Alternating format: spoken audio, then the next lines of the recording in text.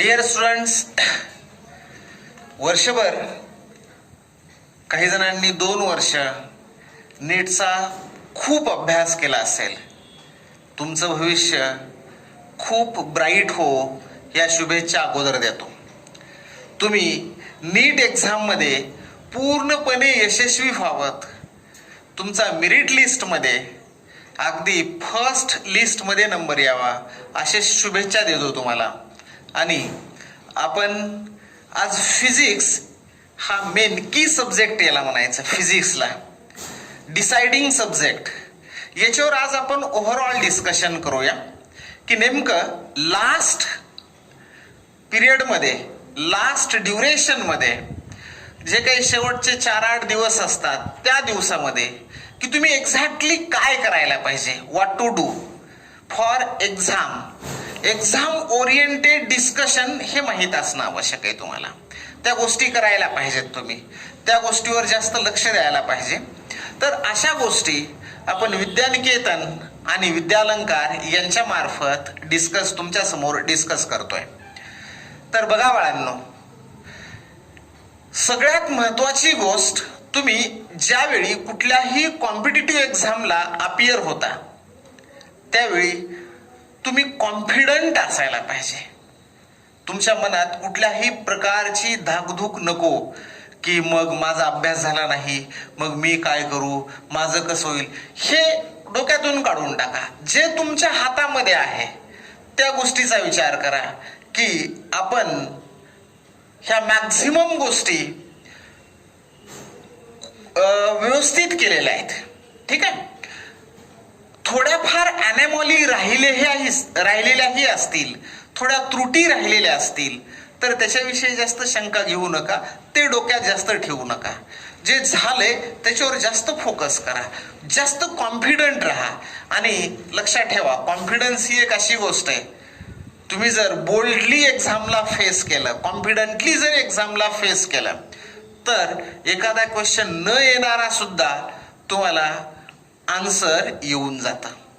पण तुम्ही जर घाबरलेल्या अवस्थेत असाल, तुमची अवस्था अगदी भेदरलेली असेल, कुठला तरी विचार करत असाल, काहीतरी अगदी तुम्ही अस्वस्थ असाल, अशा सगळ्या गोष्टीमध्ये तुम्ही लक्षात ठेवायचं, जे येणारे क्वेश्चन आहेत, तुम्ही प्रिपेअर केलेले क्वेश्चन आहेत, ते सुद्धा तुम्हाला नीटचे आठवत नाहीत, ते कन्सेप्ट सुद्धा तुम्हाला क्लिअर होत नाहीत आणि मग हातातल्या गोष्टी अगदी सहज निघून जातात.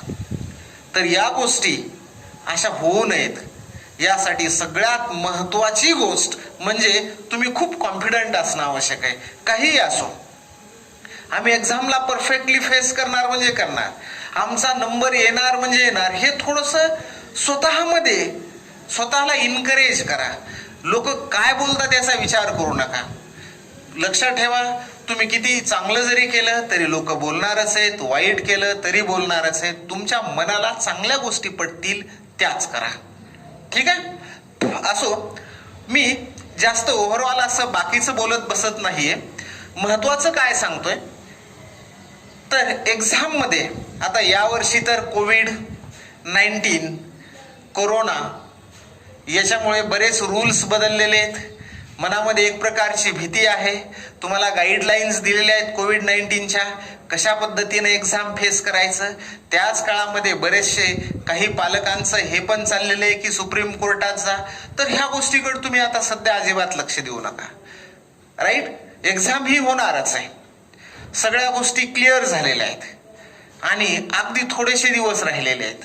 मग या काळामध्ये आपण फक्त लक्ष आपल्या अभ्यासावर ठेवायचं आणि जे काही गाईडलाईन्स सांगितलेले नीटनं, तुमच्या ड्रेस कोडचे असतील, आता ड्रेस कोडचे तर सगळ्यांना माहितीच आहेत, पण कोविड-19चे जे काही असतील, तुम्ही स्वतःही सेफ राहा आणि व्यवस्थित एक्झामलाही फेस करा.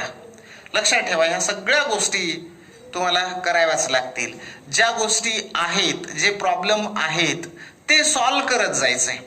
प्रॉब्लेम आहेत म्हणून रडत बसायचं नाही. असो, तर लेट इट बी. या सगळ्या गोष्टी आहेत, काळजी करू नका, सगळं काही ठीक होईल, व्यवस्थित होईल. तुम्ही खूप चांगल्या पोझिशनला असाल, उच्च शिखरावर असाल. फक्त महत्वाचं काय, you should be confident. Right, चलो, आणि स्वतःची काळजी घेणं आवश्यक आहे. ओके, तर बघा बाळांनो, यावेळी एक्झाममध्ये बरेचसे बदल झालेले आहेत. काही विद्यार्थ्यांनी या लॉकडाऊनच्या काळात खूप अभ्यास केलेला आहे आणि काही जण थोडेसे शिथिल अवस्थेमध्ये पडलेले आहेत, काही जण संभ्रमावस्थेत पडलेले आहेत. काही बऱ्याच विद्यार्थ्यांना पुरेपूर सोर्सेस मिळालेले नाहीत आणि काही विद्यार्थ्यांना सोर्सेस मिळालेले पण आहेत. जे काही असतील, तुम्हाला ऑनलाईन क्लासेस झाले असतील, तुमचे ऑनलाईन तुम्ही त्या पर्टिक्युलर टीचरचा सपोर्टही घेतलेला असेल, तर लक्षात ठेवा काही विद्यार्थी, हे सगळ्या विद्यार्थ्यांना शक्य नाही झालेलं. त्यामुळे थोडंसं जरी एक बाजू आपण पाहिली, जमेची बाजू, ज्या विद्यार्थ्यांनी खूप छान अभ्यास केलेला आहे त्यांनी, तर गृहीत धरायचं की थोडंसं कॉम्पिटिशन कमी पण झालेलं असू शकतं. राईट, गेल्या वेळी समजा 500 550ला नंबर लागलेला असेल, तर यावेळी कदाचित थोडासा आणखी कमी येईल स्कोअर. रँक जी असेल ती थोडी कमी पण येऊ शकते आणि त्याच्या उलटही होऊ शकतं. खूप कालावधी मिळालेला आहे, रँक वाढवू शकतो. खूप साऱ्या विद्यार्थ्यांनी अभ्यास केलेला आहे. दुसरी गोष्ट, एक गोष्ट लक्षात ठेवायची, आता हे जे प्रॉब्लेम कोविडचे झालेले आहेत त्यामुळे कदाचित थोडंसं सिलेबसला वगैरे थोडंसं रिडक्शनही केलेलं आहे. त्यामुळे पेपरची थोडी लेवल कमीही होईल, मग कदाचित रँक वाढेल पण. मग ह्या सगळ्या गोष्टी सर्वांचा जर विचार केला, सर्वांगीण विचार करून म्हणतोय मी, जर विचार केला तर आपण थोडंसं फिजिक्सच्या दृष्टीनं डिस्कशन करूया. फिजिक्सच्या बाबतीत डिस्कशन करूया. तर फिजिक्समध्ये बरेच विद्यार्थी, जवळपास महाराष्ट्रामधले नव्हे तर देशामधील विद्यार्थी, हे फिजिक्सच्या बाबतीत घाबरतातच. पण घाबरण्याचं कारण नाही, थोडंसं स्मार्ट वर्क केलं, थोडंसं परफेक्टली वर्क केलं, नियोजनबद्ध वर्क केलं, तर फिजिक्समध्ये सुद्धा 100+ किंवा 120+ मिळणं सहज शक्य आहे. ओके, तर बघूया आपण कशा पद्धतीनं करायचं. कुठल्या गोष्टीला, काही चॅप्टर जे असतात ते डू ऑर डाय असतात, इझी असतात. काही चॅप्टर डू ऑर डाय असतील, दे आर डिफिकल्ट. काही चॅप्टर जस्ट डिफिकल्ट, त्यांना डू ऑर डायची कंडिशन नाही. काही चॅप्टर नॉर्मल असतील, काही चॅप्टर डिफिकल्ट आहेत पण त्यांची काही गरज नाही की डू ऑर डायची. अशा चॅप्टरला थोडासा साईड बाय केला तरीही चालतो. जे डू ऑर डाय नाहीत पण डिफिकल्ट आहेत, अशा चॅप्टरला थोडा साईड बाय करायचा. राईट, जेवढ्या गोष्टी तुम्ही वर्षभरात स्टडी केलेल्या आहेत त्या एकदा ओव्हरलुक करून घ्यायच्या, दॅट्स ऑल. पण ज्या गोष्टी हातामधल्या आहेत त्या गोष्टी मात्र क्लिअर कट, क्रिस्टल क्लिअर करायच्या. प्रत्येक पॉइंटवर 2-2, 4-4 MCQs व्यवस्थित त्या टाईपचे सोडवायचे. अगदी खूप सारे MCQ, चला MCQ सोडवायला बसलात, मग फिजिक्सच्या कुठल्या तरी एका चॅप्टरचे 400-500 MCQ सोडवताल, हा वेळ नाहीये, लक्षात ठेवा बाळांनो.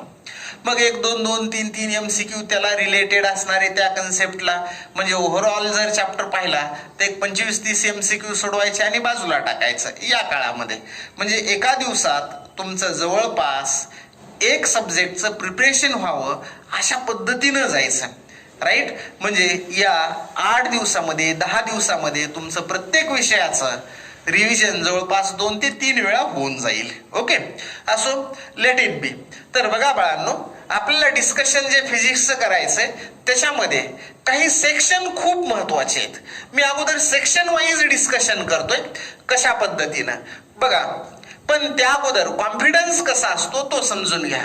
तुमची 720 मार्काची जी एक्झाम आहे, आपल्याकडे जवळपास 500 ते 550 जर मार्क मिळाले, 550, तर गृहीत धरायचं तुमचा MBBS ला नंबर लागतोय आतापर्यंतच्या याच्यामध्ये. ठीक आहे, तुमचा मेडिकलला नंबर लागतोय आतापर्यंतचे जे काही आपल्या आलेल्या मेरिट लिस्ट वगैरे आहेत मागच्या वर्षीच्या वगैरे, त्याच्यानुसार फक्त बोलतोय मी.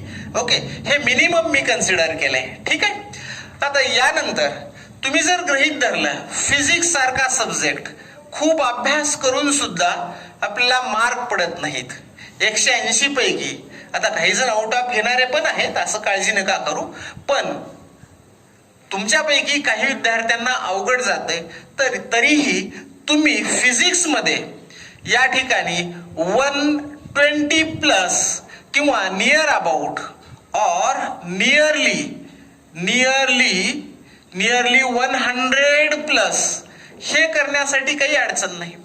गृहीत धरा फिजिक्स मध्ये 100 प्लस, केमिस्ट्री थोडस कंपॅरेटिव्हली सोपं जातं, न्यूमेरिकल प्रॉब्लेम्स थोडेसे कमीत.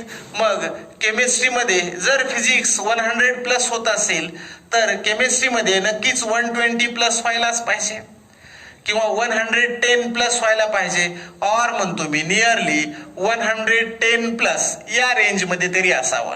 ठीक आहे. आणि बायो हा सगळ्यात तुमचा आवडता सब्जेक्ट, बायोलॉजी. मग बायोमध्ये किती मार्क्स मिळावेत तर कुठल्याही जनरली विद्यार्थ्याला म्हटलं तर ते लगेच 300 प्लसचा आकडा सांगतोच.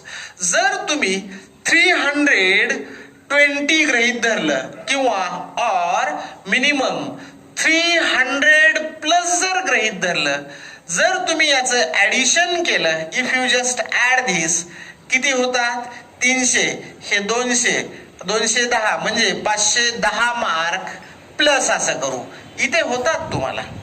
राईट.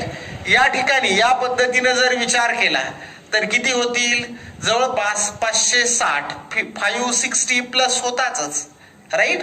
म्हणजे लक्षात ठेवायचं तुम्ही या आकड्याच्या जवळ आहात. लक्षात ठेवा हा मिनिमम सांगितलाय. राईट. काही जण बायोमध्ये 340, 50 मार्क घेणारे पण आहेत, फिजिक्समध्ये 170, 175 मार्क घेणारे पण आहेत, केमिस्ट्रीमध्ये 170, 180 मार्क घेणारे सुद्धा आहेत.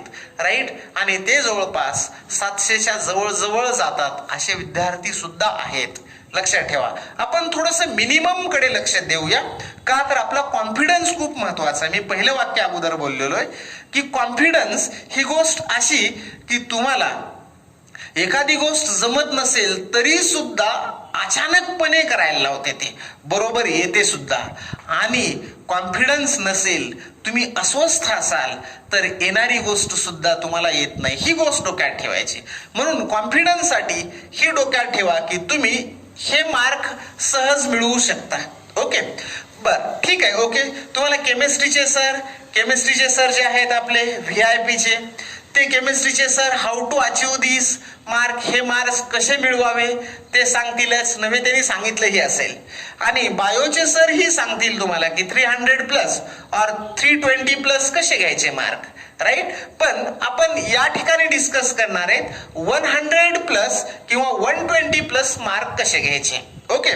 तर बघा बाळांनो, जर तुम्ही सेक्शन वाईज डिस्कस केलं, कुठल्याही सब्जेक्टचं जर सेक्शन वाईज डिस्कशन केलं, कुठल्याही सब्जेक्टचं ते सर करतीलच, पण मी फिजिक्सचं सांगतोय, जर सेक्शन वाईज डिस्कशन केलं तर महत्वाचे सेक्शन जे आहेत, महत्वाचे सेक्शन मेकॅनिक्स सेक्शन, हे मेकॅनिक्स सेक्शन जे आहेत ते खूप सारे मार्क देऊन जातात. मेकॅनिक्स मधले जर प्रॉब्लेम तुम्ही सोडवले, मेकॅनिक्स मध्ये जवळपास 50 ते 60 मार्क इन ऍव्हरेज सांगतोय, एक्झॅक्ट असं सांगता येणार नाही, पण जवळपास 50 ते 60 मार्क तुम्हाला या मेकॅनिक्स सेक्शन मध्येच मिळतात. राईट. त्यानंतर तुम्ही जर इलेक्ट्रिसिटी हा सेक्शन पाहिला, राईट, इलेक्ट्रिसिटी अँड मॅग्नेटिझम, त्याला आपण इलेक्ट्रोमॅग्नेटिझम म्हणू. ओके. म्हणजे या सेक्शनला मी इलेक्ट्रोमॅग्नेटिझम असं घेतोय. इलेक्ट्रोमॅग्नेटिझम हा जर सेक्शन घेतला तर जवळपास हाही 40 ते 50 मार्काच्या इन ऍव्हरेज हा सुद्धा सेक्शन देतो. त्यानंतर मॉडर्न फिजिक्सचा सेक्शन असेल, मॉडर्न फिजिक्सचा सेक्शन हा सोपा सेक्शन तुम्ही गृहीत धरा, खूप सोपा सेक्शन आहे आणि मार्क जास्त देऊन जातो. लक्षात ठेवा सेमीकंडक्टर सारख्या चॅप्टरवर 2 ते 3 क्वेश्चन विचारले जातात. म्हणजे जर 3 क्वेश्चन विचारले तर जवळपास 12 मार्क एकटा chapter semiconductor and semiconducting devices हा एकटा चॅप्टर देऊन जातो. Right. Semiconducting devices and communication system, त्याच्यामध्ये तुम्ही ऍटम्स आणि न्यूक्लिया हा चॅप्टर केला, हाही जवळपास तशाच पद्धतीनं मार्क देऊन जातो. म्हणजे तुमचे जर पुन्हा ड्युएल नेचर असेल, त्यानंतर एक्स रे असेल, ह्या सगळ्या गोष्टी जर तुम्ही केल्या मॉडर्न फिजिक्सच्या, right, photoelectric effect and so on, ह्या सगळ्या गोष्टी जर डिस्कस केल्या, सगळ्या गोष्टी पाहिल्या मॉडर्न फिजिक्सच्या, तर तुम्हाला असं लक्षात येईल हा सुद्धा 40 ते 50च्या रेंज मध्ये घेऊन जातोय मॉडर्न फिजिक्स. ओके, मॉडर्न फिजिक्सचा म्हणतोय. त्यानंतर तुम्ही हीट सेक्शन कडे या. If you just move toward the heat section, heat section मध्ये सुद्धा थर्मोडायनॅमिक्स कडे जर तुम्ही पाहिलं तर थर्मोडायनॅमिक्स जवळपास 12-13 मार्काला. मग हीट सेक्शन हा जवळपास एक 12 ते 16 मार्कच्या आसपास राहतो. 12 ते 16 हीट सेक्शन लक्षात ठेवायचं. म्हणजे कुठे आपल्याला जास्त लक्ष द्यायचं हे पहा. त्यानंतर लाईट सेक्शन असेल त्याच्यामध्ये वेव्ह ऑप्टिक्स आणि रे ऑप्टिक्स, मी याला लाईट सेक्शन असं म्हणतोय, राईट, किंवा त्याला ऑप्टिक्स सेक्शन म्हणतोय. ऑप्टिक्स सेक्शन मध्येही नो डाऊट या ठिकाणी जॉमेट्रिकल ऑप्टिक्स जे आहे, रे ऑप्टिक्स आहे, त्याच्यामध्ये बऱ्याच जॉमेट्री यूज करावे लागतात, ऑप्टिकल इन्स्ट्रुमेंट पाहावे लागतात, त्याच्यावर बरेच सारे क्वेश्चन विचारले जातात. पण असतात 2 क्वेश्चन किंवा 3 क्वेश्चन राहतात. ऑप्टिकल्सवर एक जे असेल, वेव्ह ऑप्टिक्सवर एखादा क्वेश्चन असतो. म्हणजे हे 10-12 मार्कच्या आसपास हाही सेक्शन चालतो. लक्षात ठेवा, मी याला मिनिममली 10 मार्क असं लिहितो. ठीक आहे. त्यानंतर साऊंड सेक्शन असेल. साऊंड सेक्शन मध्ये तुम्ही ऑसिलेशन बघा, त्यानंतर वेव्ह मोशन बघा, वेव्हज, त्यानंतर स्टेशनरी वेव्हज बघा. हे जे असतील पूर्ण ऑसिलेशन, साऊंड सेक्शन, साऊंड मध्ये वेव्हज आणि stationary waves, superposition of waves, ह्या ज्या गोष्टी आहेत ह्या जर केअरफुली पाहिल्या तर हेही जवळपास 10-12 मार्कच्या आसपास तुम्हाला मार्क देऊन जातात. मी मिनिमाइज गृहीत धरतो 10 मार्क, राईट. आता 10 मार्काचा क्वेश्चन कुठला नसतो, लक्षात ठेवा. 2 क्वेश्चन विचारले तर 8 मार्क, 3 क्वेश्चन विचारले तर 12 मार्क. तुम्ही 10 मार्क कसे लिहिले? मी इन ऍव्हरेज गृहीत धरतोय बाळांनो. वाटल्यास तुम्ही या ठिकाणी 8-8 मार्क गृहीत धरले तरी चालेल. ओके, 2च क्वेश्चन, 3 असतात पण 2च गृहीत धरू. ठीक आहे. हे जर तुम्ही कन्सिडर केलं. आता यानंतर properties of matter, right, mechanical properties of solids and fluids, हा जर प्रकार तुम्ही पाहिला, mechanical properties of solids and fluids, याच्यावरही काही क्वेश्चन असतातच. लक्षात ठेवायचं, त्याच्यावरही क्वेश्चन असतात म्हटलंय मी. मग त्याच्यावर जवळपास 1-2-3 question. So mechanical properties, mechanical properties जे असतील, properties of solids and fluids. आता या ठिकाणी तुम्हाला कुठलं विचारलं जाईल? इलॅस्टिसिटी असेल, सरफेस टेन्शन असेल, हायड्रोस्टॅटिक असेल, हायड्रोडायनॅमिक्स असेल, इव्हन इफ फ्रिक्शन वगैरे, हा सुद्धा याच्यात कन्सेप्ट येऊ शकतो. ओके, तर या ठिकाणी जवळपास तुम्हाला 3 क्वेश्चन म्हणजे 8 ते 12 मार्कच्या आसपास. आता इन ऍव्हरेज सांगतोय मी, नाहीतर तुम्ही म्हणताल 180 पेक्षा कमी होईल किंवा जास्त होईल. इन ऍव्हरेज मी डिस्कस करतोय. आता हे सगळे सेक्शन आहेत, राईट. तर या सेक्शन मध्ये जर तुम्ही केअरफुली पाहिलं, केअरफुली, एक समजा मेकॅनिक सेक्शन तुम्ही स्ट्रॉंगली केला, विद्यार्थ्यांना खूप हा सेक्शन आवडतो. मेकॅनिक सेक्शन सगळ्या मोशन्स असतात डेली लाईफ मध्ये. मग मोशन इन प्लेन, मग यानंतर motion in 1 dimension, 2 dimensional, 3 dimensional, म्हणजे मोशन रेक्टिलिनियर मोशन असेल, प्लेन मोशन असेल, ह्या सगळ्या मोशन ज्या आहेत या मेकॅनिक सेक्शन मध्ये डिस्कस केल्या जातात. लक्षात ठेवा, सगळ्या मोशन विषयी जे आहे ते सगळं मेकॅनिक सेक्शन. मग तुमचा प्रोजेक्टाईल मोशन असेल, कायनॅमिक्स असेल, न्यूटन्स लॉज ऑफ मोशन असेल, अगेन रिमेंबर सर्क्युलर मोशन असेल, राईट, रोटेशनल डायनॅमिक्स असेल, रोटेशनल मोशन, त्यानंतर सेंटर ऑफ मास असेल, centre of mass and momentum, moment of energy असेल. या सगळ्या ज्या गोष्टी या मेकॅनिक्स मध्ये येतात, लक्षात ठेवा. आणि हे 50 ते 60 मार्क एवढे देतो. पण एक गोष्ट लक्षात ठेवायची, मेकॅनिक सेक्शन हा असा सेक्शन आहे की बऱ्याचदा हातात क्वेश्चन येत असं वाटतं, आपल्याला सोडवता येतो असं वाटतं. पण ऐनवेळी ते जर प्रॉब्लेम पाहिले, व्हेरिएशन्स खूप करता येतात मेकॅनिक सेक्शन मध्ये. मग हे प्रॉब्लेम जर पाहिले तर कधी कधी आपण चक्रावून जातो की अरे हा प्रॉब्लेम आपल्याला नाही जमणार वगैरे वगैरे, लाईक दॅट. पण प्रॉब्लेम सोपे असतात, ऍप्लिकेशन बेस असतात, छोट्या छोट्या अगदी 2, 3, 4 लाईन मध्ये अगदी आन्सर येतं. तुमचे कॅल्क्युलेशन स्ट्रॉंग असणं आवश्यक आहे, पटदिशीने येतात. मग समजा तुम्हाला असं गृहीत धरू या सेक्शन मध्ये 50-60 मार्काचा आहे ना, तर नाहीत पडत सगळे. ओके, सगळे जे मार्क्स आहेत ते पडत नाहीत. मग किती पडतील आपण गृहीत धरू, 24-25 ते 30 मार्क इन ऍव्हरेज मध्ये पडतील तुम्हाला, असं गृहीत धरू. काही लॉस झाला तुमचा इथे तर नियर अबाउट 30 मार्क्स पडतात. आपण पडणारे जे मार्क्स आहेत इथे जवळपास लिहू. सो 30 मार्क्स कुठे, या मेकॅनिक सेक्शन मध्ये पडतील.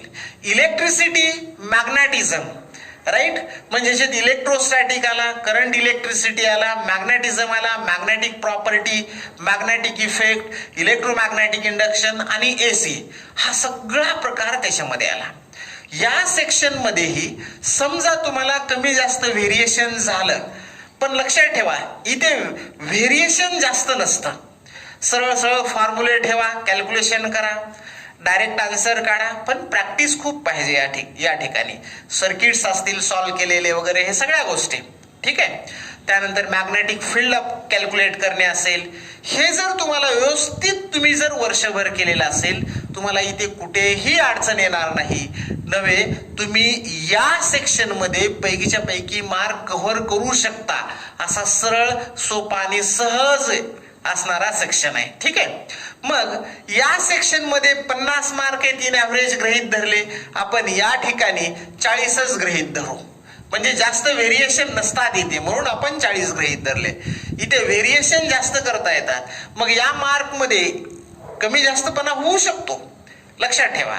म्हणजे मेकॅनिक सेक्शन कदाचित आपण 30 गृहीत धरलेत, एखाद्या विद्यार्थ्याला 40 मार्क पडतील, राईट, त्यापेक्षा जास्त पडतील असंही होऊ शकतं. ओके, पण आपण मिनिमम हा आकडा गृहीत धरला 24 ते 30 या रेंज मध्ये. ओके, तर 30 लिहिले मी. इलेक्ट्रिसिटी मॅग्नेटिझम सेक्शनला जवळपास तुम्हाला असे गृहीत धरा 40 मार्क पडतील. मॉडर्न फिजिक्सचा सेक्शन, इथे व्हेरिएशन नसतातच. सरळ फॉर्म्युला ठेवा, व्हॅल्यू ठेवा, कॅल्क्युलेट करा. कॉन्स्टंटच्या ज्या व्हॅल्यू आहेत त्या तुम्हाला माहीत असणं आवश्यक आहे. प्लँक्स कॉन्स्टंट असेल, स्पीड ऑफ लाईट असेल, ह्या ज्या व्हॅल्यू आहेत यांचे मल्टिप्लिकेशन त्या फिक्स व्हॅल्यू माहीत असणं आवश्यक आहे. तर ह्या ज्या व्हॅल्यू आहेत त्या एकदा माहीत झाल्या की कॅल्क्युलेशन पण सोपे जातात. लक्षात ठेवा, वेव्हलेंथ वगैरे या व्हॅल्यू येतात तिथे. मग या जर व्हॅल्यू तुम्हाला परफेक्टली आणि मॉडर्न फिजिक्सचे जर गोष्ट पाहिली व्यवस्थित, तर तुम्हाला या ठिकाणी आउट ऑफ मार्क पडायला सुद्धा अडचण नाही, कारण यामध्ये व्हेरिएशन नसतात बाळांनो. सरळ सरळ प्लेन क्वेश्चन आहे, प्लेन आन्सर आहे त्याचा, फक्त कॅल्क्युलेशन मात्र करावं लागेल.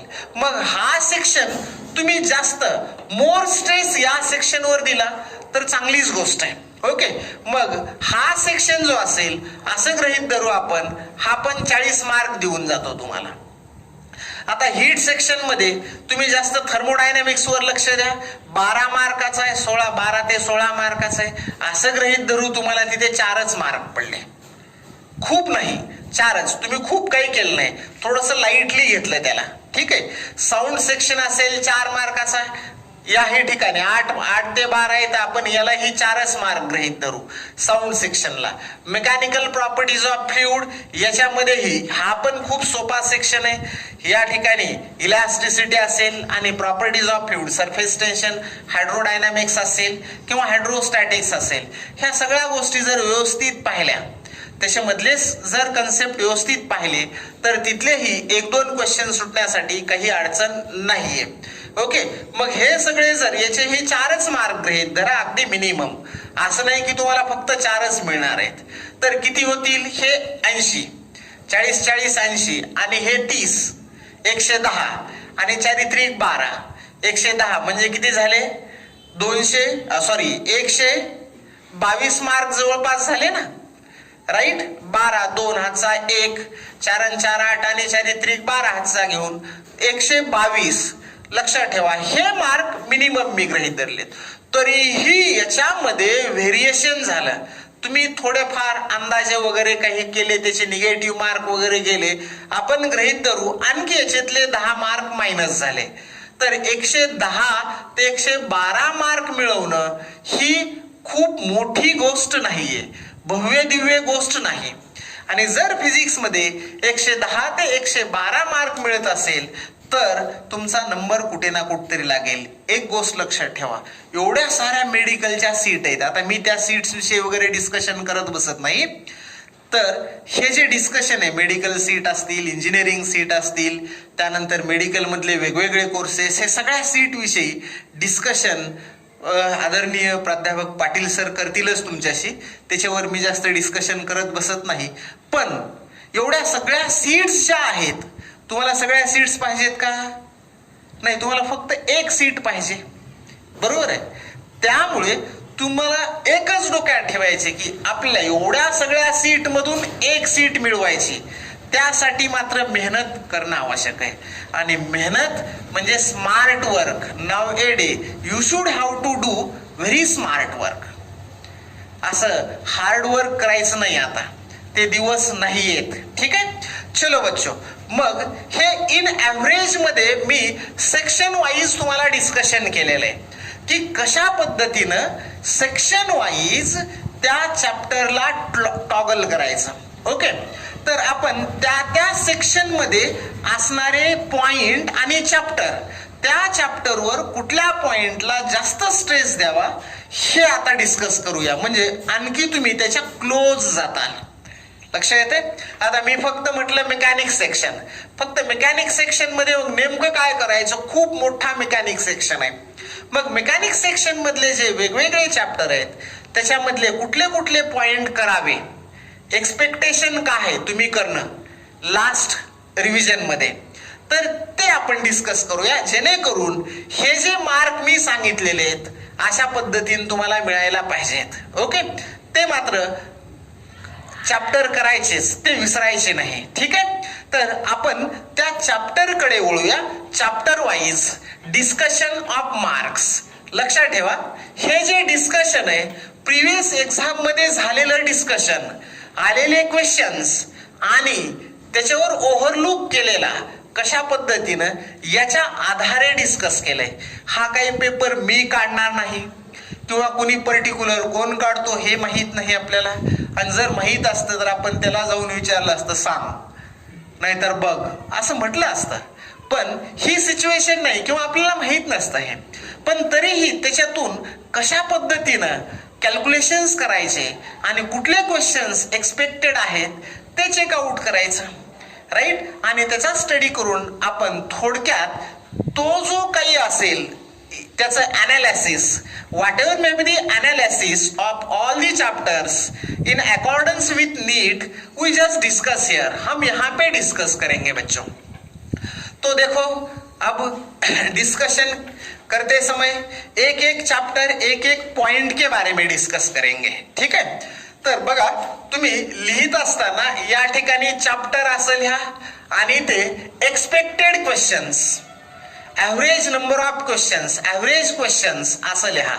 म्हणजे या ठिकाणी कॉलम करा, इथे चॅप्टर, राईट, किंवा टॉपिक. ओके, आणि average number of questions.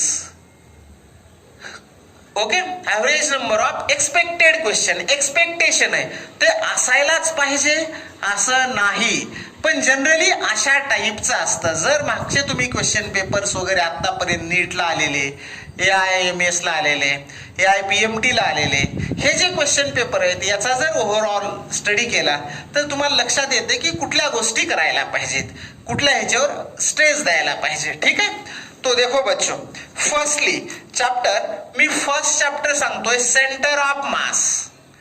Centre of mass या ठिकाणी सेंटर ऑफ मास याच्यावर एक्सपेक्टेड क्वेश्चन 1 आहे, एखादा क्वेश्चन यायला पाहिजे.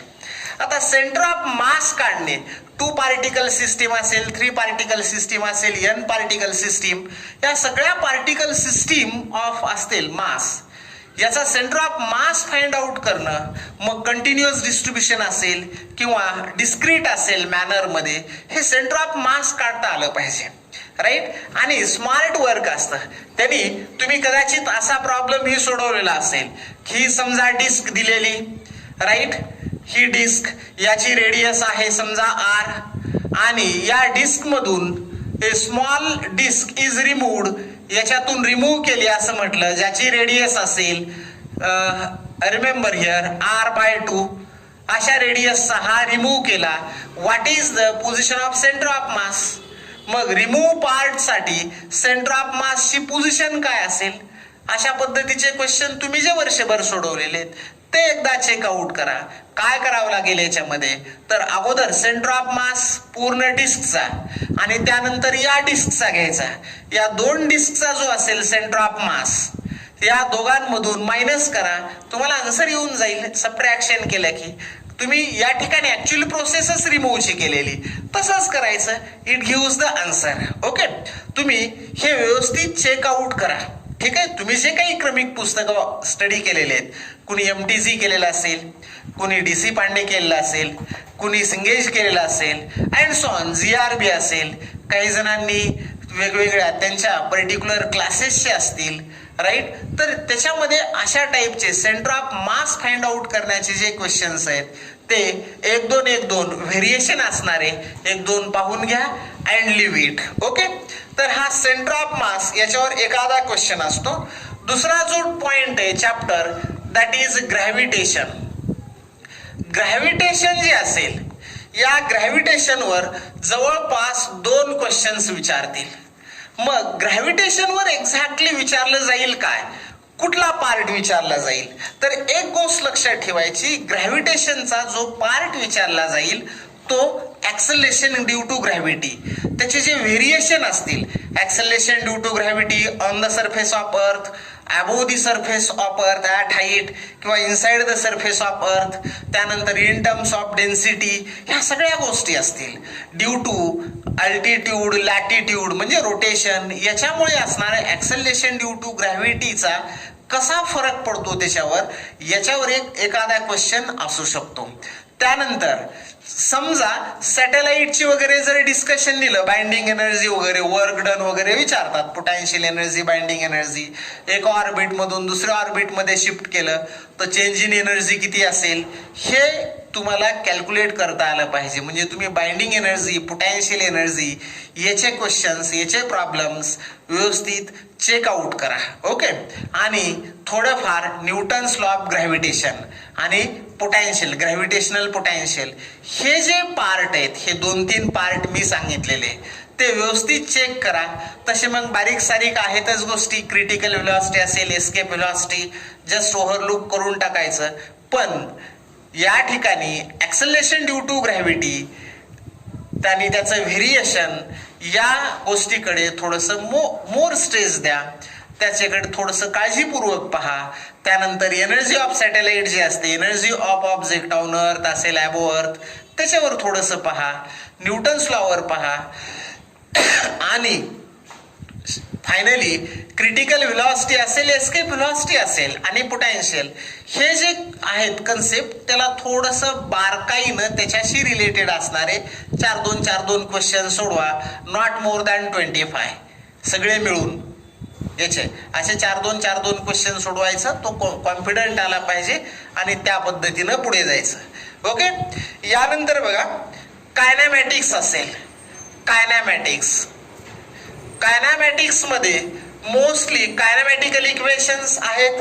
या कायनॅमॅटिक्स वर एखादा क्वेश्चन असतो. कायनॅमॅटिकल इक्वेशन वर तुम्हाला माहिती येतच kinematical equations, that is V is equal to U plus AT, S is equal to ut plus half at square, v square is equal to u square plus 2as, किंवा distance travelled in n second of its motion, आपण त्याला SN ने denote करतो, is equal to u plus 1/2a 2n-1. हा जो फॉर्म्युले आहेत ना याच्यावर, राईट, ते केअरफुली पहा. राईट, रिलेटिव्ह व्हेलॉसिटी जी असतील त्याच्यावरले पहा. ओके. मग त्याच्यामध्ये एक कन्सेप्ट असतो बघा, व्हेन अँड व्हेअर. राईट. एखादा व्यक्ती आहे असा चालत चालत चाललाय, मागे दुसरा बी व्यक्ती सायकलवर येतोय काही वेळानंतर, मग ते किती वेळानंतर आणि कुठे भेटतील अशा टाईपचे जे असतात ना, किंवा मोशन अंडर ग्रॅव्हिटीचे जे आहे, ऑब्जेक्ट व्हर्टिकली थ्रो केला काहीतरी व्हेलॉसिटीनं तर तो ग्राउंडला येण्यासाठी किती वेळ लागेल, असे जे आहेत क्वेश्चन, ते क्वेश्चन्स तुम्ही कायनेमॅटिकल इक्वेशन मधले व्यवस्थित चेक करायचे. ओके. तर हे क्वेश्चन्स मी जे सांगितलेले त्याला ओव्हरलुक करा. कायनेमॅटिकल इक्वेशन्सवर ऍव्हरेज व्हेलॉसिटी असेल, ऍव्हरेज स्पीड असेल, हे जे क्वेश्चन्स आहेत ते विचारले जातात. ऍव्हरेज स्पीडचे, ऍव्हरेज व्हेलॉसिटीचे ते पाहायचे. ओके. कधी कधी तर सिंपल अगदी विचारतात, डिस्टन्स आणि डिस्प्लेसमेंटचे थोड्याशा वेगवेगळ्या पद्धतीने विचारतील, तर ते डिस्टन्स डिस्प्लेसमेंट पण पाहू शकता. ओके. चलो.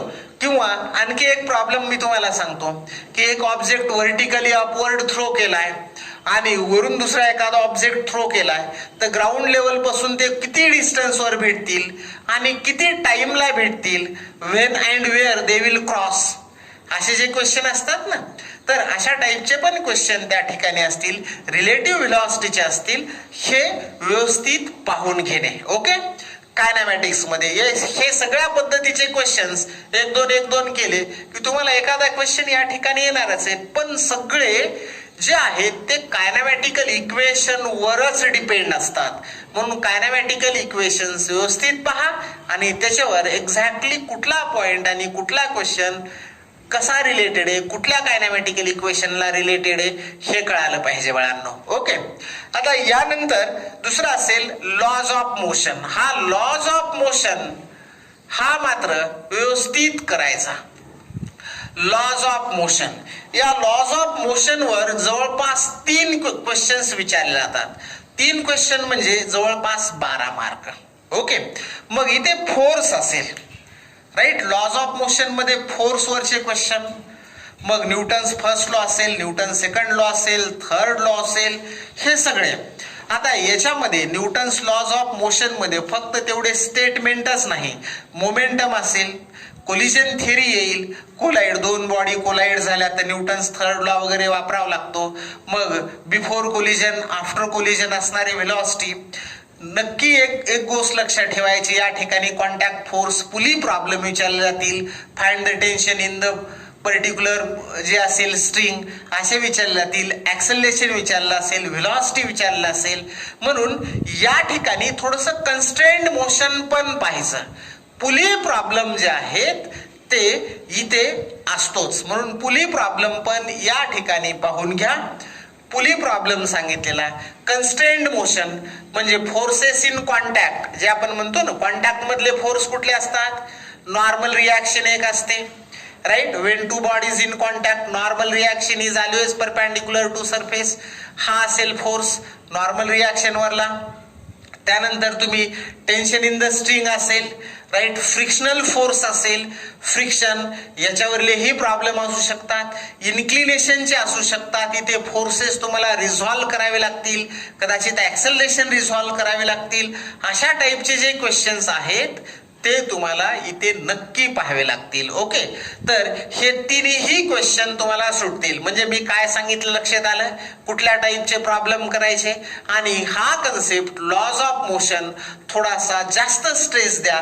आपण या चॅप्टरला डू ऑर डाय मध्ये घेऊ शकतो.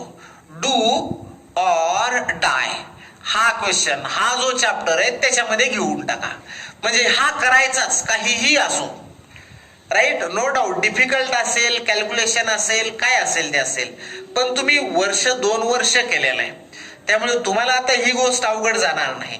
म्हणून या चॅप्टरला डू ऑर डाय मध्ये घ्या.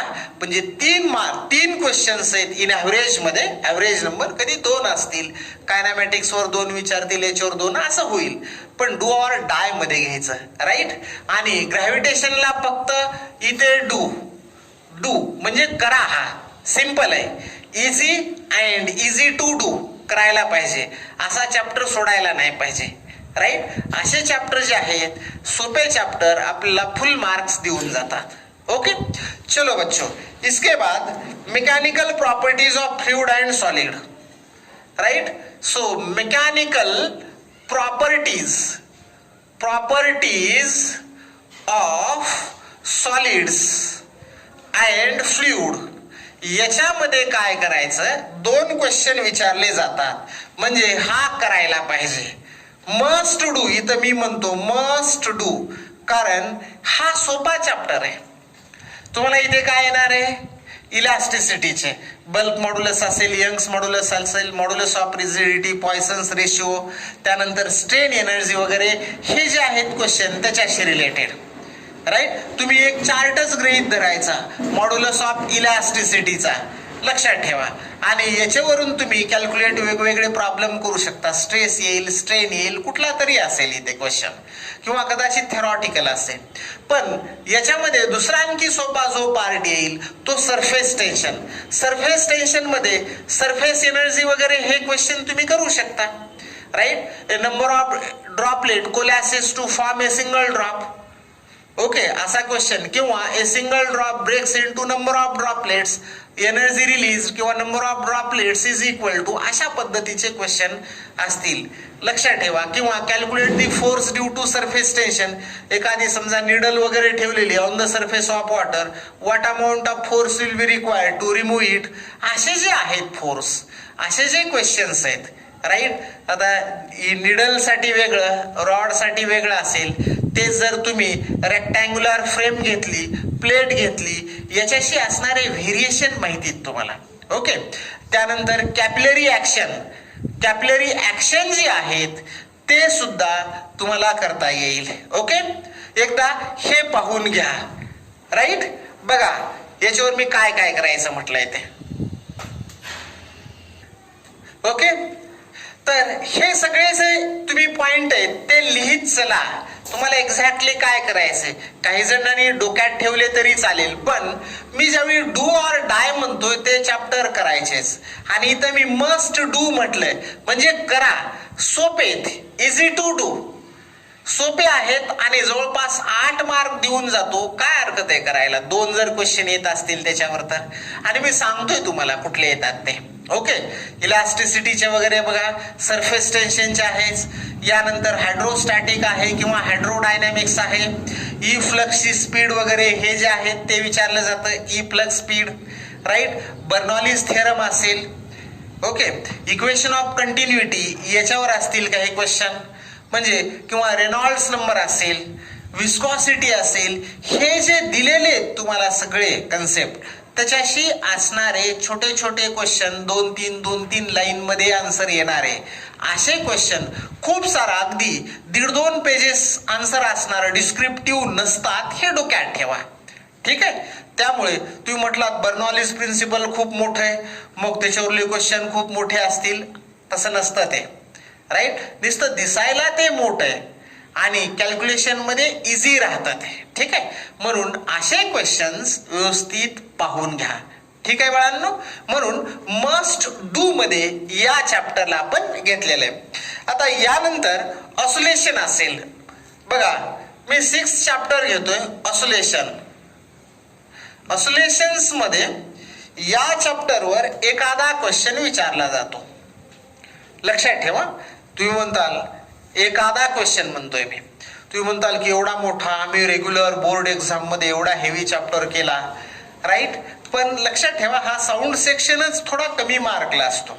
मग याच्यामध्ये करत असताना एक्झॅक्टली काय करायला पाहिजे, kinetic energy, potential energy, what fraction of kinetic energies, potential energy, हे जे आहेत, किंवा स्प्रिंग पेंडुलम आहे त्याच्यावरले, किंवा सिंपल पेंडुलम याच्यावरले प्रॉब्लेम 1-2 करू शकता. राईट, तसा हेवी वाटतो चॅप्टर, पण हेवी वगैरे काही नाही. म्हणजे करत असताना काय करायचं, kinetic energy, potential energy, total energy of particle. थोडक्यात असं असेल, at what distance the kinetic energy is equal to potential energy for a particle performing SHM if the amplitude of SHM is a. Right, मग तुम्हाला फक्त kinetic energy is equal to potential energy करायचे, दोन्ही equate करा आणि x ची value किंवा y ची value in terms of amplitude काढायची. दिस इज युअर आन्सर. ओके, या पद्धतीने करता आलं पाहिजे. दोन्ही इक्वल होतील असं म्हटलंय, किंवा kinetic energy is double the potential energy, किंवा potential energy is double the kinetic energy, असे क्वेश्चन्स विचारतात, लक्षात ठेवायचं. राईट. तर ह्या टाईपचे क्वेश्चन. दुसरे पेंडुलमचे, थेरी ऑफ पेंडुलम मध्ये तुम्हाला असेल सिंपल पेंडुलम. त्यानंतर पेंडुलमची दुसरी थेरी पाहायची झाली तर सेकंड पेंडुलम आहे. त्यानंतर spring pendulum, springs in series, springs in parallel, असे जे क्वेश्चन्स आहेत ना, ही पेंडुलमची थेरी सेपरेट करायची आणि त्याच्यावरले पिरियड ऑफ पेंडुलम वगैरे काढणे, हे जे आहे ते फाइंड आउट करायचं. ओके. त्यानंतर व्हेलॉसिटी असेल, व्हेलॉसिटी कॅल्क्युलेट करणे, v is equal to omega root of a square minus x square, ह्याच्यावर थोडेसे काही क्वेश्चन्स पाहून घ्या, लक्षात ठेवा आणि कॅल्क्युलेशन परफेक्टली करा. ठीक आहे.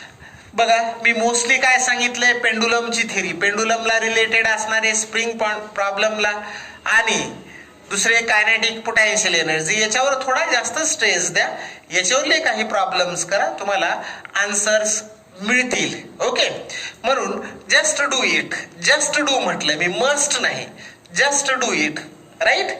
चलो, उसके बाद या ठिकाणी ऑसिलेशन नंतर 7th चॅप्टर सांगतोय, तो म्हणजे रोटेशनल मोशन.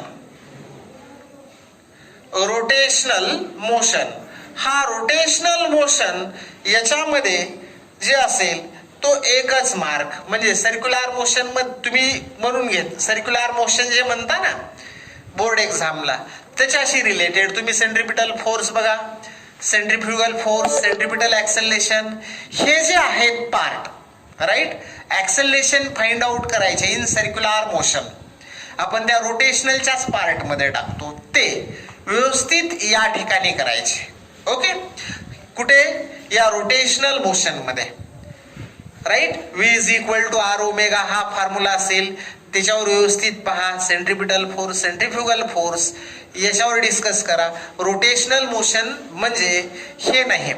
आता आपण लक्षात ठेवा, जनरली आपल्या सिलेबसला रोटेशनल मोशन म्हणजे काय करतो आपण, maximum moment of inertia, torque वगैरे इकडे लक्ष देतोय.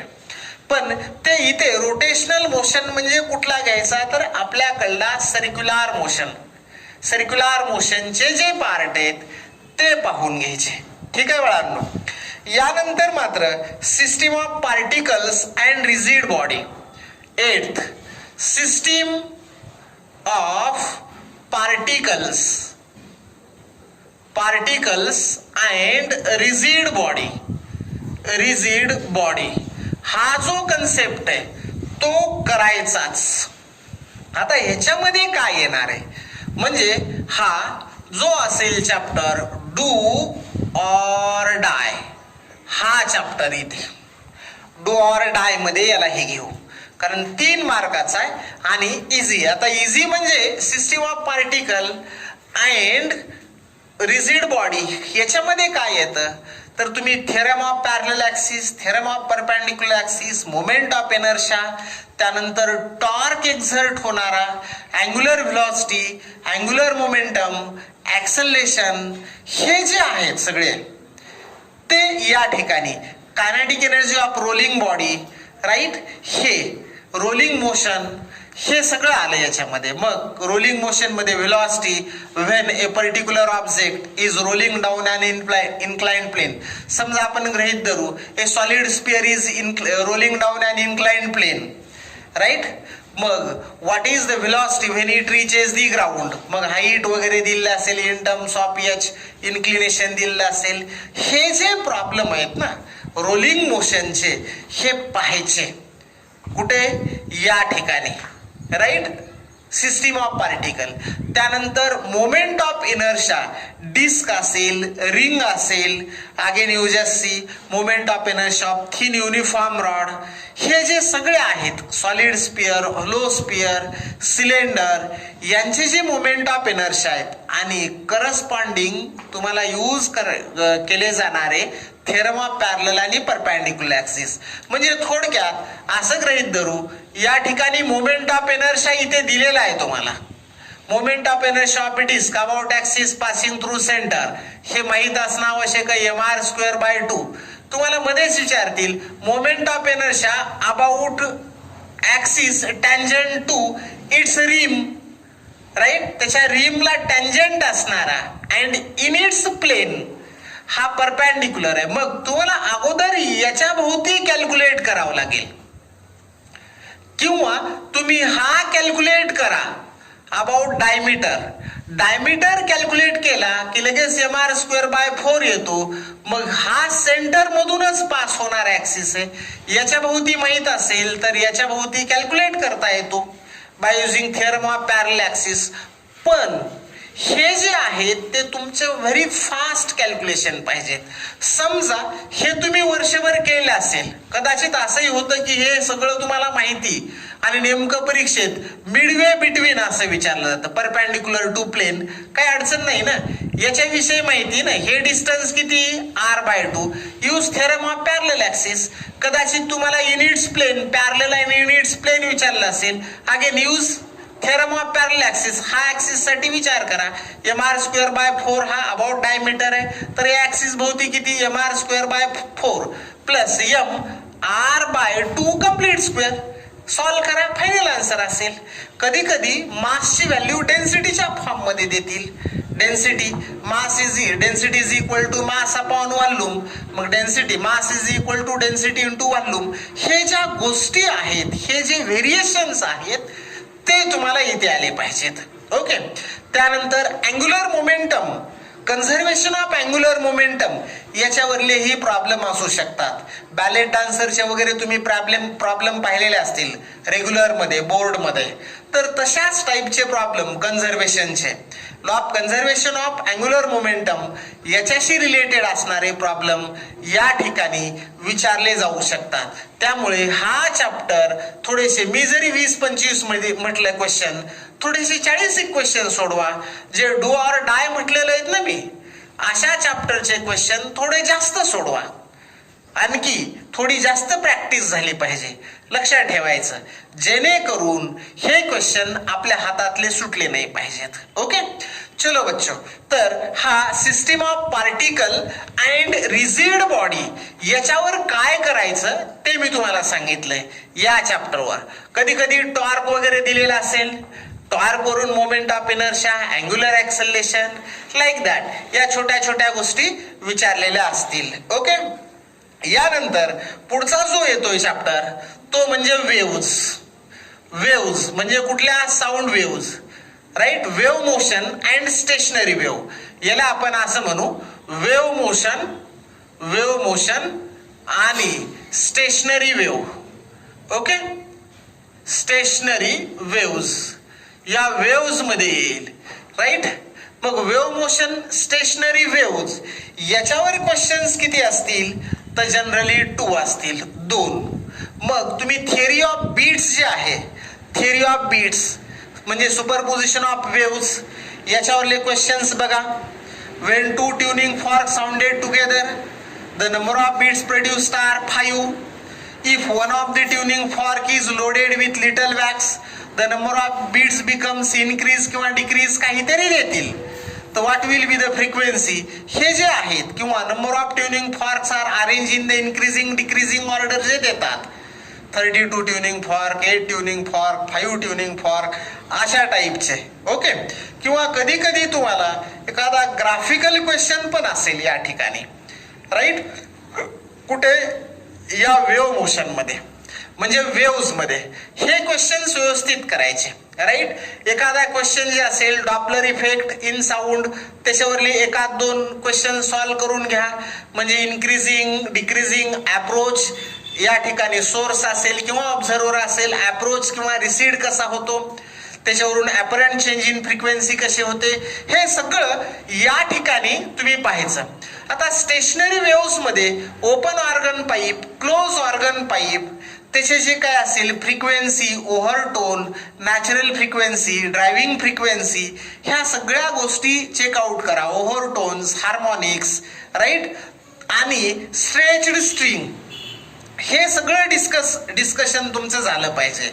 स्ट्रेच स्ट्रिंग वर असणारा, म्हणजे आपण त्याला सोनोमीटरच्या फॉर्म मध्ये की या ठिकाणी प्रॉब्लेम वगैरे डिस्कस करू शकतो, right. Laws of laws of vibrating string जे असतील त्याच्यावर क्वेश्चन असू शकतो. मग लॉ ऑफ लेंथ असेल, लॉ ऑफ टेन्शन असेल किंवा लॉ ऑफ लिनियर डेन्सिटी असेल अँड सो ऑन.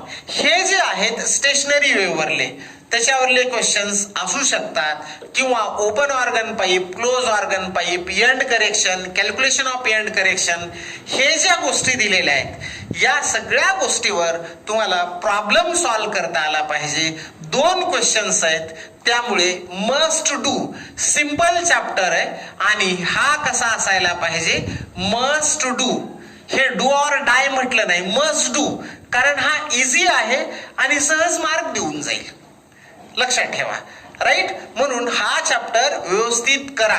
आणि मी याच्यामध्ये काय काय करायचं ते तुम्हाला सांगितलंय. कुठल्या गोष्टीवर जास्त स्ट्रेस द्यायचा ते node, anti node, distance between ते कॅरेक्टर वगैरे स्टेशनरी वेव्हचे आहेत ते व्यवस्थित पहा.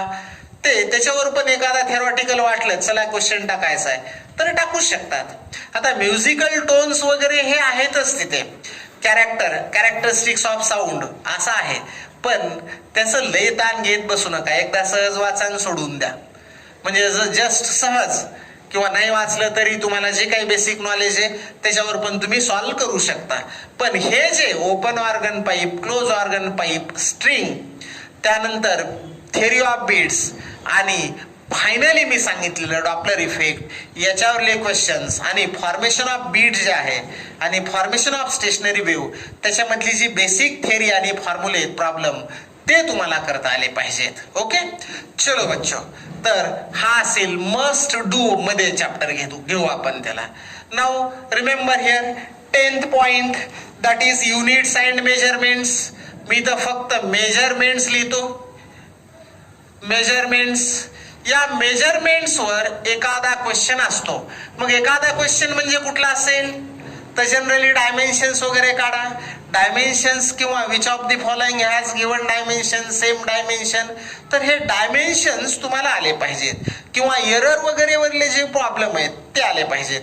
Calculate the error in the given value, ह्या 2 टाईपचे जे क्वेश्चन्स आहेत ते व्यवस्थित पहा.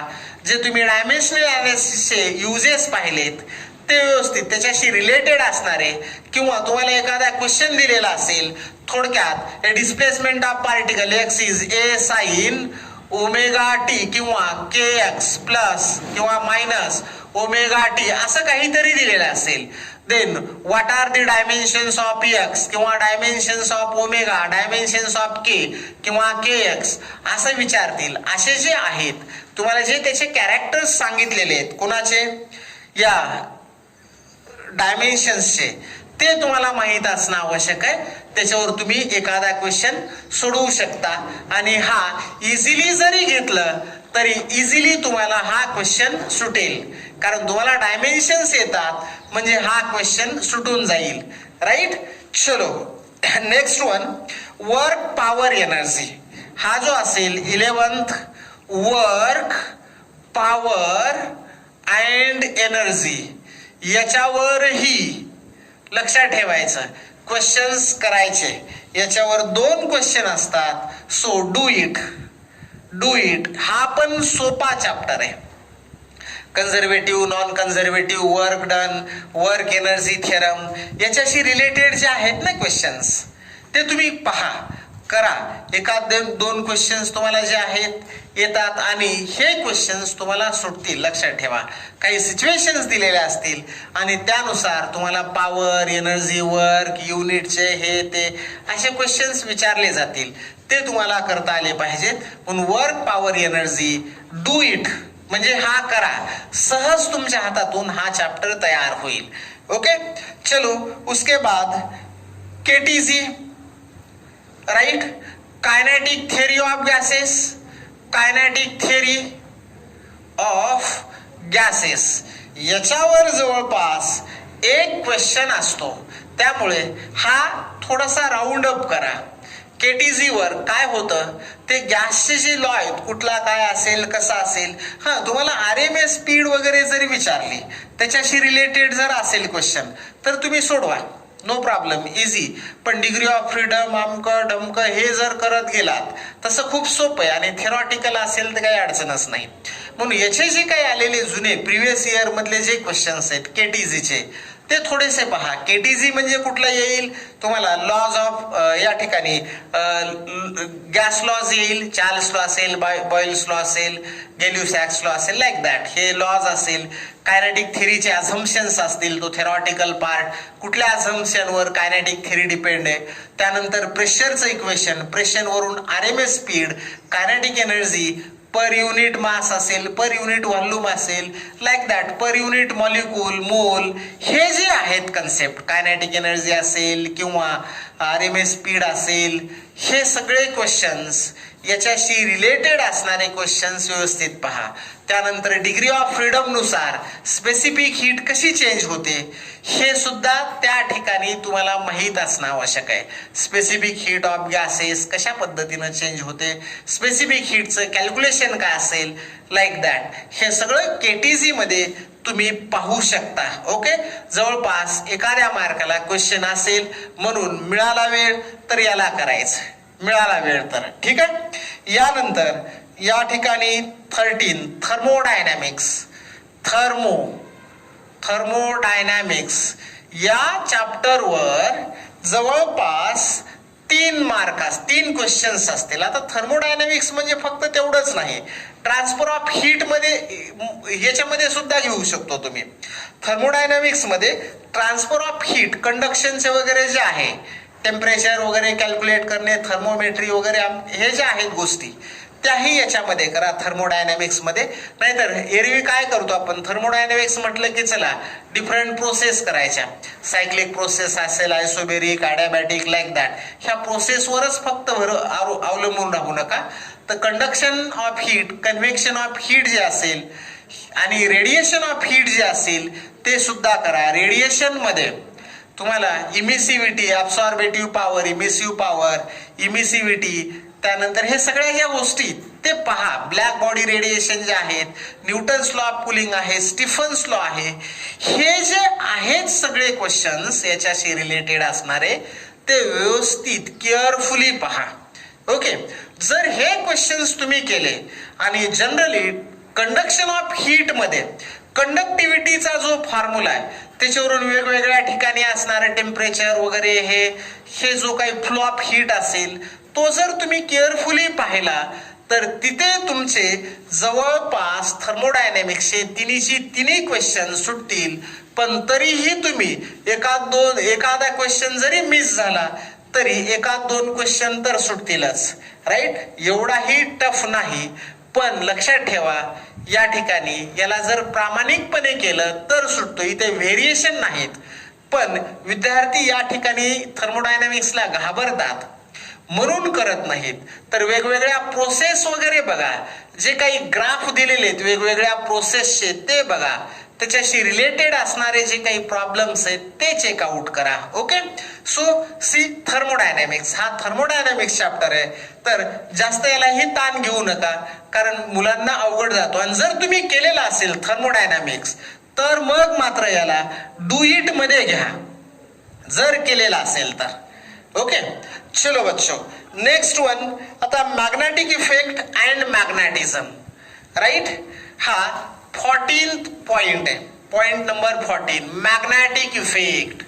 मॅग्नेटिक इफेक्ट अँड मॅग्नेटिझम याच्यावर थोडस केअरफुली डिस्कशन करा. कारण का या ठिकाणी 3 क्वेश्चन जवळपास असतात मॅग्नेटिझमवर. मग जास्त स्ट्रेस कुठे द्यायचा? मॅग्नेटिझम मध्ये. लक्षात ठेवा या ठिकाणी मॅग्नेटिझमवर 3 क्वेश्चन. ओके, तर मॅग्नेटिझम आणि मॅग्नेटिक इफेक्ट वर जास्त स्ट्रेस कुठं द्यायचा? तर मॅग्नेटिक इफेक्ट याच्यामध्ये जास्त स्ट्रेस देणारे मॅग्नेटिक फील्ड फाइंड आउट करणे बायट सावर्ट्स लॉ वरून किंवा एम्पियर सर्किटल लॉ वरून. जे मॅग्नेटिक फील्ड कधी कधी तुम्हाला स्ट्रेट कंडक्टर किंवा semi straight conductor, infinite conductor, circular coil, त्यानंतर मध्येच अर्धी कॉईल देतील, 1/4 कॉईल, कसं आहे अगदी असे 2-3 हे आहेत क्वेश्चन तुमच्याकडे, राईट. ते क्वेश्चन्स मॅग्नेटिक फील्ड कॅल्क्युलेट करण्याचे व्यवस्थित करायचे. ओके, त्याच्यावर एक तरी एमसीक्यू असतो. मॅग्नेटिक फील्ड कॅल्क्युलेट करणे, म्हणून तो क्वेश्चन व्यवस्थित पाहायचा. त्यानंतर force acting on charge particle when flowing in uniform magnetic field, याच्यावर क्वेश्चन्स वगैरे पाहायचे. मॅग्नेटिक फील्ड मधून ट्रॅव्हल करत असताना चार्ज पार्टिकल, मग तो पॉझिटिव्हली चार्ज असेल किंवा निगेटिव्हली असेल, तर त्या बाबतीत असणारे वेगवेगळे पॅरामीटर तुम्हाला विचारतील. F is equal to q B v sine theta, याच्याशी रिलेटेड असणारे जे प्रॉब्लेम्स आहेत ते विचारतील, लक्षात ठेवा. म्हणून ते क्वेश्चन ही व्यवस्थित पाहायचे.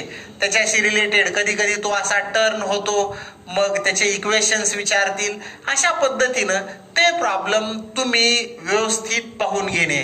इथंही जवळपास एक क्वेश्चन असतोच. ओके. आणि मॅग्नेटिक प्रॉपर्टीज वगैरे जे आहेत ना, मॅग्नेटिक प्रॉपर्टीज आणि मॅग्नेटिझम, मॅग्नेटिक मटेरियल, त्या ठिकाणी मॅग्नेटिक इंडक्शन काढा कधी म्हणतील, मॅग्नेटिक पोटॅन्शियलचे असतील. पण मॅग्नेटिक पोटॅन्शियल आणि मॅग्नेटिक इंडक्शन बार मॅग्नेट मुळे जे असेल तेच इलेक्ट्रिक डायपोल, या दोघांना एकत्र घेऊन स्टडी करा. लक्षात येईल की दोन्ही इक्वेशन तुम्हाला सारखेच दिसतील. इकडे इलेक्ट्रिक फील्ड जे कॅल्क्युलेट करता, तिकडे तसंच मॅग्नेटिक फील्ड आहे डायपोल असणार. इकडे फक्त डायपोल, इलेक्ट्रिक डायपोल मुळे इलेक्ट्रिक फील्ड, इकडे मॅग्नेटिक डायपोल मुळे मॅग्नेटिक फील्ड.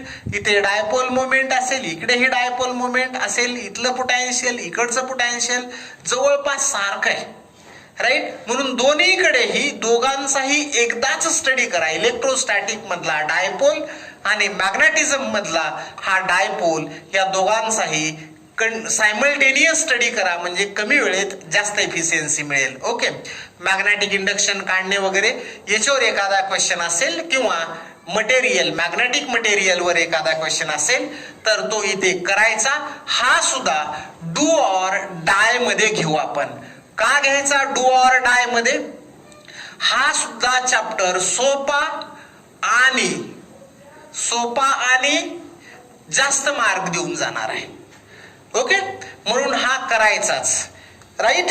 चलो, यानंतर इलेक्ट्रोमॅग्नेटिक वेव्ह, इलेक्ट्रोमॅग्नेटिक वेव्ह याच्यावर जवळपास एखादा क्वेश्चन असतो. बऱ्याच जणांनी केलेला असेल, नसेल केला असेल, ठीक, लिव्ह इट. नसेल केला तरीही लिव्ह इट, केला असेल जस्ट सॉल्व इट. बघा, ठीक आहे. चलो, इलेक्ट्रोमॅग्नेटिक वेव्ह नंतर electric potential and capacitance. Electric potential, electric potential and capacitance. Okay. याच्यावर एखादा क्वेश्चन असतो. इलेक्ट्रिक पोटॅन्शियल एखादा किंवा दुसरा पण असू शकतो, थोडस याचं पर्सेंटेज कमी जास्त आहे. मग या ठिकाणी इलेक्ट्रिक पोटॅन्शियल म्हणजे व्ही कॅल्क्युलेट करणे वेगवेगळ्या, राईट. मग इलेक्ट्रिक पोटॅन्शियल समजा स्पेरिकल कंडक्टर असेल त्याच्यामुळे, किंवा पॉइंट चार्ज असेल त्याच्यामुळे इलेक्ट्रिक पोटॅन्शियल, किंवा due to system of charge मुळे पोटॅन्शियल, देन पोटॅन्शियल एनर्जी किती, समजा असे सिस्टीम ऑफ चार्जेस दिले त्याच्यामुळे पोटॅन्शियल एनर्जी किती किंवा पोटॅन्शियल किती, असे जे क्वेश्चन्स आहेत ते व्यवस्थित करायचे, राईट. आणि कॅपॅसिटन्स मध्ये series combination, parallel combination, charge find करणे, पोटॅन्शियल फाइंड करणे सिरीज पॅरलल मध्ये, हे क्वेश्चन्स व्यवस्थित करा. कॉम्बिनेशन ऑफ कॅपॅसिटर्स हे क्वेश्चन्स व्यवस्थित करा. तुम्हाला लक्षात येईल की आपल्याला हा प्रॉब्लेम येऊन जाईल. कधी कधी तुम्हाला 2-3 प्लेट देतात बघा, आणि मग त्याच्यावरून कॅपॅसिटन्स किती वगैरे असे विचारतात. तर तशा टाईपचेही, म्हणजे कसे की या ठिकाणी ह्या प्लेट दिलेल्या आहेत अशा, मग ही आणि ही प्लेट एकाला कनेक्ट केली ए पॉइंटला, याला ए याला B, find the equivalent capacitance, distance between each plate is D, असं काहीतरी असो क्वेश्चन. अशा टाईपचे क्वेश्चन पण चेक करा. सिरीज पॅरलल चेक करा, राईट. मग या टाईपचे तुम्हाला एखादा क्वेश्चन इथे असतो, एखादा किंवा दुसरा पण असू शकतो कधी कधी. हे आपण अप्रॉक्सिमेशन करतोय. एक म्हणजे एकच विचारायला पाहिजे असं नाही, पण मॅक्झिमम स्ट्रेस आतापर्यंतच्या एक्झाम मध्ये कुठल्या कुठल्या एक्झाम मध्ये दिलेला आहे ते सांगितलेलं आहे बाळांनो. ओके. चलो बच्चो, याच्यानंतर बघा इलेक्ट्रोस्टॅटिक्स. इलेक्ट्रोस्टॅटिक्स म्हणजे कुठला कुलोम्स लॉ वगैरे पाहायचं, इलेक्ट्रिक फील्ड पाहायचं. इलेक्ट्रोस्टॅटिक्स, राईट, याच्यावर ही एखादा क्वेश्चन असतो. म्हणजे 2 क्वेश्चन जवळपास इलेक्ट्रोस्टॅटिक आपल्या पद्धतीनं झाले. ओके, मग कुलोम्स लॉ आणि इलेक्ट्रिक फील्ड या दोघांचे जर कॅल्क्युलेशन तुम्ही पाहिले ना, जवळपास सारखे आहेत.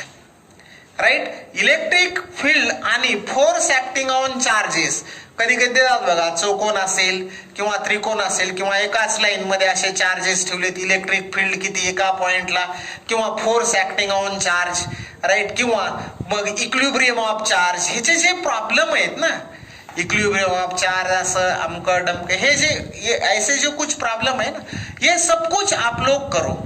हे सगळे प्रॉब्लेम एकदा व्यवस्थित पाहून घ्यायचे आणि हे दोन्ही क्वेश्चन्स तुम्ही सॉल्व्ह करायचेच. आपल्याला इलेक्ट्रिसिटी मॅग्नेटिझम हा सेक्शन करायचाच आहे, मी असं म्हटलेलं आहे. त्यामुळे मस्ट डू मध्ये या दोघांनाही घेऊ. राईट, यू मस्ट डू, कारण तुम्ही वर्षभर याला खूप स्टडी केलेला आहे आणि ही हातातली गोष्ट झालेली तुमच्या.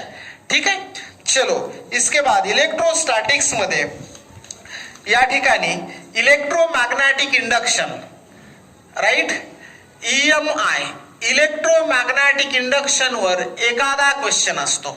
मग एखादा क्वेश्चन म्हणजे कुठला, फॅराडेज लॉवर EMF काढा किंवा चेंज इन फ्लक्स वगैरे, फ्लक्सचा वगैरे क्वेश्चन असतील, EMF काढा किंवा करंट काढा, किंवा या ठिकाणी लेन्झ लॉवर वगैरे क्वेश्चन्स असू शकतो, लक्षात ठेवायचं. राईट, किंवा ट्रान्सफॉर्मर वर एखादा क्वेश्चन असू शकतो. तर याचे जे नीटला आणि त्याच्याशी रिलेटेड असणारे जे क्वेश्चन्स आहेत ते एकदा व्यवस्थित पाहून घ्या. फ्लक्स कॅल्क्युलेट करणे किंवा EMF फाइंड आउट करणे, सिच्युएशन, फ्लक्स कसा चेंज होतो त्या वेगवेगळ्या सिच्युएशन देतील आणि त्याच्यानुसार EMF कसा प्रोड्यूस होईल, या सगळ्या गोष्टी या EMI मध्ये दिलेल्या आहेत. हाही क्वेश्चन सुटतो कारण याचा टाईप एकच आहे, EMF काढणे. आता EMF कसा कॅल्क्युलेट करू शकतो आपण, rotation of rod in magnetic field, EMF is equal to BLV, right, किंवा 1/2 BLV. जर स्लाइडिंग ऑफ रॉड असेल, त्यानंतर कधी कधी असं देतात ते मीटर गॉज रेल वगैरे, त्याच्यामध्ये रॉड आहे, या सगळ्या गोष्टी या ठिकाणी दिलेल्या असतील. ओके बाळांनो, चलो हा EMI चॅप्टर. यानंतर सगळ्यात चलो ओके, इसके बाद इलेक्ट्रिसिटी हा चॅप्टर करायचाच, मस्ट डू किंवा याला डू ऑर डाय म्हणतो. 3 क्वेश्चन्स आहेत इलेक्ट्रिसिटीवर, लक्षात ठेवायचं. म्हणून डू ऑर डाय म्हणजे इलेक्ट्रोस्टॅटिक आणि इलेक्ट्रिसिटी, डू ऑर डाय सगळे सर्किट आले पाहिजेत आणि रेजिस्टन्सचे सगळे सर्किट आले की याचे येतातच, कॅपॅसिटरचे येतातच, लक्षात ठेवायचं. ओके, मग हे इलेक्ट्रिकल इन्स्ट्रुमेंट असेल, ॲमीटर असेल, व्होल्टमीटर असेल, याच्यामध्ये इन्व्हॉल्व केले इलेक्ट्रिसिटीमध्ये. किर्चॉफ्स लॉ वरून करंट काढणे वगैरे हे सगळे जे क्वेश्चन्स आहेत, पोटॅन्शियल काढणे, पोटॅन्शियल ग्रॅडियंट काढणे, पोटॅन्शियोमीटर मधले किंवा मीटर ब्रिजचे, हे सगळे क्वेश्चन व्यवस्थित करायचे. लक्षात ठेवा, resistance, resistivity, conductivity, drift velocity, ह्या सगळ्या गोष्टी क्लिअर कट करायच्या. त्यावेळी तुम्हाला म्हणजे A to Z इलेक्ट्रिसिटी करायची, डू ऑर डाय, 3 मार्क आहेत. ओके, यानंतर लक्षात ठेवा ऍटम्स, 20वा घेतोय मी, 20th. तर हा ऍटम्स अँड न्यूक्लिया हा चॅप्टर हा सुद्धा करा, याच्यावर 2 मार्क आहेत. ऍटम्स न्यूक्लिया सोपा आहे, वेगवेगळ्या सिरीज बघा आणि न्यूक्लियर मध्ये बाइंडिंग एनर्जी पर न्यूक्लियॉन वगैरे, रेडिओ ऍक्टिव्हिटी वगैरे हा जास्त पार्ट करू नका. रेडिओ ऍक्टिव्हिटी हा थोडासा टफ आहे, एखादा मार्क, मग एखादा क्वेश्चन. मग तुम्ही हे ऍटम्स वर वगैरे आणि न्यूक्लियावर करू शकता. पण सगळ्यात महत्वाचं जे असेल तो सेमी कंडक्टर हा चॅप्टर डू ऑर डाय याच्यामध्ये घ्या. डू ऑर डाय का, कारण 3 मार्काचा आहे आणि खूप सोपा आहे.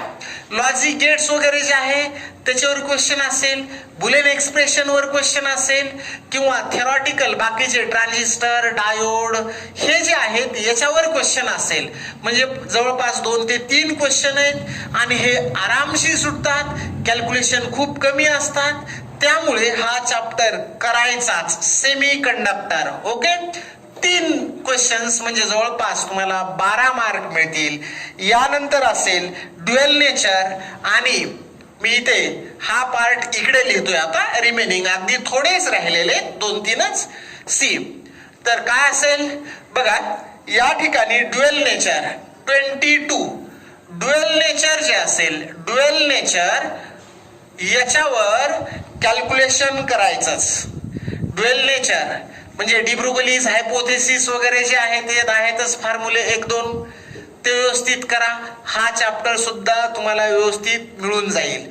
पण नुसतं ड्युअल नेचर म्हणजे ड्युअल नेचरच नाही तर इथं फोटो इलेक्ट्रिक इफेक्ट, आइन्स्टाईन्स इक्वेशन वगैरे हे करायचे, लक्षात ठेवा.